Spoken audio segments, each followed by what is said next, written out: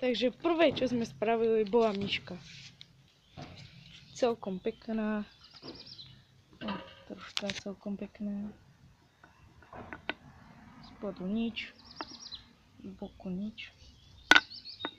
Z boku zase nič. Ani tu. A ani tu.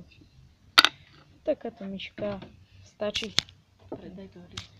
Potom sme sa prekonali a spravili aj obrazovku Samsung.